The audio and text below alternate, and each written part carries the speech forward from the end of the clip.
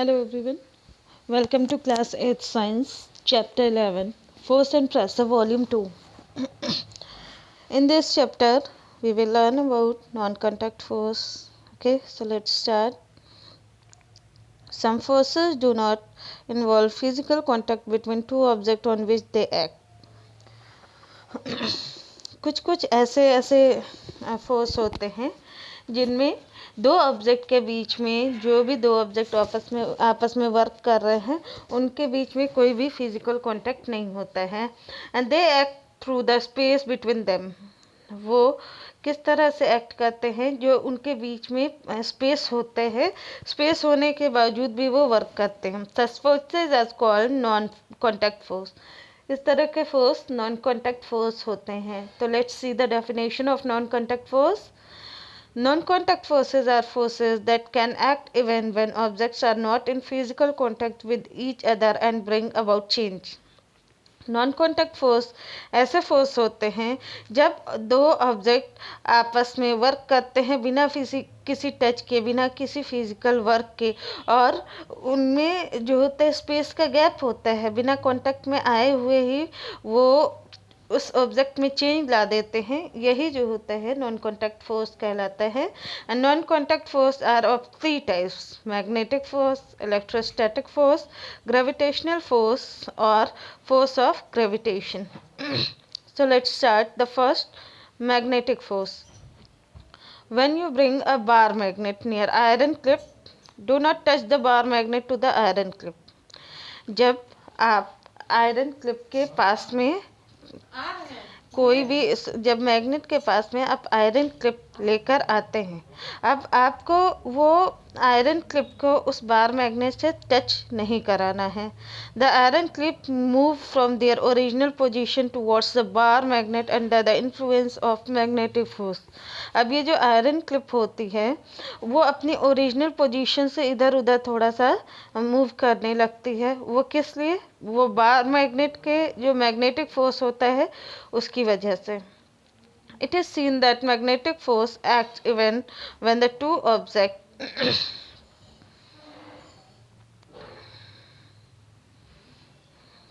it means the bar magnet and iron clip are not in contact with each other. ये ऐसा देखा गया है कि मैग्नेटिक फोर्स तब भी वर्क कर रहे हैं जबकि वो दोनों ऑब्जेक्ट आपस में कांटेक्ट में नहीं है. इट मीन्स कि बार मैग्नेट और आयरन क्लिप जो है वो एक दूसरे के टच में नहीं है. So the magnetic force is an example of non contact force. इसीलिए मैग्नेटिक फोर्स क्या है? नॉन कांटेक्ट फोर्स का एक एग्जांपल है. Now second, electrostatic force. When you bring a plastic comb close to a heap of small pieces of paper, nothing happens. जब आप एक plastic के कॉम्ब को छोटे छोटे पेपर के छोटे छोटे पीस जो होते हैं उनके ढेर के पास लेके आते हो तो क्या होता है? कुछ भी नहीं होता है. When you rub a plastic comb several times with your dry hair, not in oily hair, and bring it near a heap of a small piece of paper, they are attracted by comb. जब उसी plastic comb को अपने dry hair, मतलब कि ऐसा hair जिसमें oiling ना हो किया हो, उसमें आप कई बार कॉम्ब करते हैं और उसके बाद पेपर पीस के ढेर के पास लेके आते हैं तो कॉम्ब उन पेपर पीस को अट्रैक्ट करता है. This is because on rubbing the comb gate charge. ऐसा इसलिए होता है कि जब सर में आप हेयर में कॉम्बिंग करते हैं तो उस टाइम में जो होता है प्लास्टिक कॉम्ब रब होता है और रब होने की वजह से यानी कि रगड़ खाता है और फिर उससे वो चार्ज होता है. Since the charge is produce due to rubbing of comb and remain there without any movement, it is called electrostatic charge. अब वो चार्ज है कॉम्ब में, वो कैसे बनता है? कॉम्ब जब रगड़ खाता है, रबिंग होती है उसमें, तब बनता है जबकि उसमें अदर कोई मूवमेंट नहीं होती है. ठीक है, तो इसलिए इसको इलेक्ट्रोस्टैटिक चार्ज कहते हैं. Okay, so the force exerted by the charged object on another charge और an uncharged object is called electrostatic force. इसलिए हम कह सकते हैं कि वो फोर्स जो किसी चार्ज ऑब्जेक्ट के थ्रू किसी चार्ज ऑब्जेक्ट पर या अनचार्ज ऑब्जेक्ट पर लगता है उसे इलेक्ट्रोस्टैटिक फोर्स हम कहते हैं। You observe that comb and paper piece are not in contact with each other but electrostatic force is present. आपने देखा कि कॉम और पेपर पीस एक दूसरे के कांटेक्ट में नहीं है, लेकिन उसके बावजूद भी आप देखोगे कि उस पर एक फोर्स लगता है। वो फोर्स क्या है? Electrostatic force. So the electrostatic force therefore is the another example of non contact force. इसीलिए इलेक्ट्रोस्टैटिक फोर्स जो है वो नॉन कांटेक्ट फोर्स का एक एग्जाम्पल है। ठीक है, अब हम बात करेंगे gravitational force. Every object in this universe attract every other object with a certain force. इस यूनिवर्स में क्या होता है कि जितने भी ऑब्जेक्ट होते हैं वो दूसरे ऑब्जेक्ट को अपनी ओर अट्रैक्ट करते हैं। The force with which two object attract each other is called force of gravitation. वो फोर्स जिसमें दो ऑब्जेक्ट एक दूसरे को अट्रैक्ट करते हैं ग्रेविटेशनल फोर्स कहलाते हैं। The force of gravitation acts even when the two objects are not connected by any means.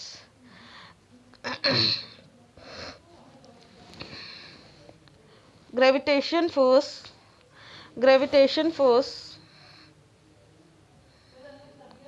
Gravitation force. The force of gravitation acts even when the two objects are not connected by any means. Gravitation force क्या है कि वो force है जब क्या बोलते हैं कि ऑब्जेक्ट एक दूसरे के कांटेक्ट में नहीं होते फिर भी वो फोर्स लगता है। So gravitational force exist everywhere in this universe. इसीलिए हम कह सकते हैं कि ग्रेविटेशनल फोर्स जो होते हैं वो हमेशा पूरे यूनिवर्स में हमेशा लगती है। When we throw an object upwards, say a ball, it falls down towards the earth. जब हम कोई भी ऑब्जेक्ट जो है ऊपर की ओर फेंकते हैं तो हम देखते हैं कि वो बॉल वापस से फिर से नीचे अर्थ की ओर आती है। And since ball falls downwards it is in motion. और जब there must be a force acting on it. अब आप देखते हैं कि बॉल जब ऊपर से नीचे की ओर जाती है मोशन में रहती है तब वहाँ पर भी एक फोर्स एक्ट कर रहा है। And this force is due to the attraction between earth and the object. कि फोर्स जो भी है वो किस वजह से है?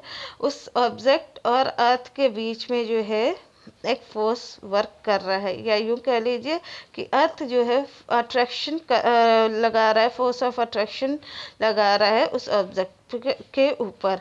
And it is called the force of gravity. यही फोर्स ऑफ ग्रेविटी या ग्रेविटेशनल फोर्स या ओनली ग्रेविटी कहलाती है। In other words, objects or things fall towards the earth because the earth attracts them. दूसरे शब्दों में हम कह सकते हैं कि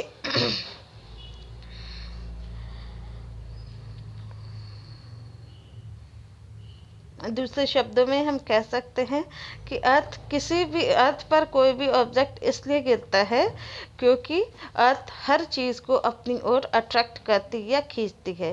and this force of attraction exerted by the earth on any object is called the force of gravity और gravity. और वो फोर्स जो अर्थ के द्वारा किसी ऑब्जेक्ट पर लगता है वो फोर्स ऑफ ग्रेविटी या सिर्फ ग्रेविटी कहलाती है। Now we will talk about pressure. So let's start pressure. अभी तक हम लोगों ने फोर्स के बारे में पढ़ा, अब हम बात करते हैं pressure. There are following two factors on which the effect of force applied depends. दो फैक्टर्स होते हैं जिन पर ये फोर्स जो होते हैं अप्लाई होते हैं या जिनके बेसिस पर फोर्स अप्लाई होते हैं। The first magnitude of force applied means the greater the force the greater is its effect. कहने का मतलब ये है कि फोर्स का मैग्नीट्यूड, जितना ज़्यादा फोर्स होगा उतना ज़्यादा उसका इफ़ेक्ट यानी कि असर होगा। Second, the area over which the force is applied. वो एरिया जिस पे फोर्स अप्लाई हो रहा है, कहने का मतलब ये है the smaller of the area of contact the greater is its force. वो एरिया जिस पे फोर्स लगाया जा रहा है वो जितना छोटा एरिया होगा फोर्स उतना ज़्यादा लगता है। Okay, To measure the effect of force, we need a quantity that takes into account both magnitude of force and area of contact. Force का इफ़ेक्ट जानने के लिए, फोर्स का क्या असर होता है, उसको मेज़र करने के लिए हमें एक क्वांटिटी की ज़रूरत होती है। इस क्वांटिटी में हमें दो चीज़ें वर्क करती हैं एक साथ। एक जो होता है फोर्स का मैग्नीट्यूड कितना है, और दूसरा जिस एरिया पर कांटेक्ट लगेगा या फोर्स लगेगा वो एरिया कैसा है। ठीक है। So the physical quantity that measures the effect of force per unit area is called pressure. वो फिजिकल क्वांटिटी जो कि पर यूनिट एरिया पर कितना फोर्स लगा है उसको मेज़र करता है, या उसके फोर्स को इफेक्ट को मेज़र करता है, वही प्रेशर कहलाता है। When a force act on an object, pressure is produced. जब किसी ऑब्जेक्ट पर फोर्स वर्क करता है तो प्रेशर बनता है। And when you put your thumb on a piece of wood and press it, the thumb does not go into wood. जब आप क्या करते हो कि वुड किसी लकड़ी के पीस पर आप थंब से प्रेस करते हो तो वो जो वुड होता है वो प्रेस नहीं होता है। But when you push a drawing pin into the wood with same force of your thumb, the drawing pin goes into the wood. लेकिन जब आप उसी वुड पर आप एक ड्राइंग पिन उतने ही फोर्स के साथ अपने थंब से पुश करते हो तो वो ड्राइंग पिन उस वुड में, उस लकड़ी में चली जाती है। The force applied on the wood is almost the same in the both cases, but the drawing pin has much smaller area of the contact as compared to your thumb. दोनों condition में force उतना ही लगा, लेकिन आपने देखा कि जब pin पर फोर्स लगाया गया तो पिन का एरिया जो है कम था। ठीक है। This means that in the case of drawing pin, the area over which the force act is smaller, therefore its effects on wood is much greater. इसका मतलब ये होता है कि जो फोर्स दोनों पे इक्वल लगा, पिन पर भी इक्वल लगा, वुड पर भी इक्वल लगता है, लेकिन पिन जो होता है उसका एरिया कम होता है, और एरिया कम होता है इसलिए जो होता है कि वो उस पर फोर्स ज़्यादा अधिक वर्क करता है, और इसलिए पिन जो होता है वुड के अंदर चला जाता है। Okay. The force of thumb fall on a very small area of the wood to the pointed tip of drawing pin of जो वो पॉइंटेड पिन था उसका वो जो एरिया था उसका, वो एरिया बहुत कम होता है, इसीलिए उस पर फोर्स जो होता है वो प्रॉपर तरीके से पूरा लगता है। Due to this force per unit area और pressure on the wood become very large. और एरिया कम होता है इसीलिए उस पर फोर्स पर यूनिट एरिया यानी कि प्रेशर जो होता है वो बहुत ज़्यादा हो जाता है। तो the effect of force depends on the area of the object on which it work. इसीलिए हम कह सकते हैं फोर्स का इफेक्ट जो होता है वो किसी भी ऑब्जेक्ट के एरिया पर डिपेंड करता है। In case of pressure, we considered only perpendicular force acting on the surfaces at which the pressure is to be measured. And pressure is the force acting on unit area of the object. And if pressure is P, F is the force and A is the area of contact, then pressure is equal to force per area. ये जो है force पर area, ये आपका क्या है, ये आपका कभी भी अगर आपको प्रेशर फाइंड आउट करना है और आपको फोर्स और एरिया दिया हुआ है तो ये फॉर्मूला यूज़ करके आप क्या कर सकते हैं कि प्रेशर फाइंड आउट कर सकते हैं। और इसका प्रेशर का the standard unit of measuring force is Newton. Newton जो होता है उसका एसआई यूनिट एन होता है, सॉरी फोर्स जो होता है उसका एसआई यूनिट क्या होता है, Newton. And standard unit of measuring area जो होता है, एरिया को मेज़र करने का यूनिट क्या होता है, मीटर स्क्वायर होता है। Therefore the standard unit of measuring pressure is Newton पर स्क्वायर मीटर। इसको आप देख सकते हैं, एन पर मीटर स्क्वायर, ठीक है। It is also called as pascal. अब जो होता है पास्कल की बात, उसके अलावा उसको पास्कल भी कहते हैं, ठीक है, उसका यूनिट जो होता है। न्यूमेरिकल्स में कुछ एग्जांपल्स दिए हुए, इसको आप देख लेना। अब हम बात करते हैं एक्शन ऑफ प्रेशर। ये प्रेशर जो होता है इसका एक्शन कहाँ कहाँ होता है। Application of pressure, sorry. First, a heavy truck is fitted with 6 to 14 tyres. जो हैवी ट्रक होती हैं उसमें डिफरेंट ट्रक और डिफरेंट नंबर ऑफ टायर होते हैं, 6 से लेकर 14 तक हो सकते हैं। And this tyre increase the area of contact on which their weight acts and hence reduce their pressure on the ground.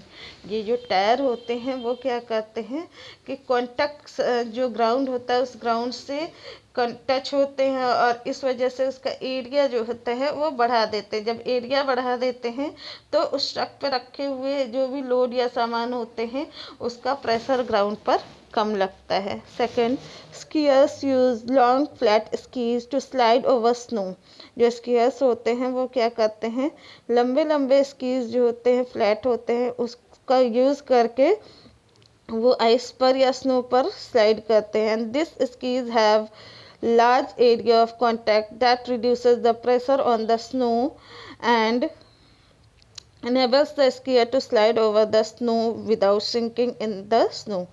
ये जो स्कीज होते हैं उनका जो सरफेस एरिया होता है वो बहुत ज़्यादा होता है, सरफेस एरिया ज़्यादा होता है, तो ये उनको जो होता है स्नो में प्रॉपर स्लाइड करने में तो हेल्प करते हैं, प्लस उसे सिंक करने में, स्नो में सिंक करने से, डूबने से भी या अंदर पैर धंसने से भी बचाते हैं। Third, the cutting edge of knife blade axes etc sharp, due to which the area of contact decreases and the pressure exerted by them increases।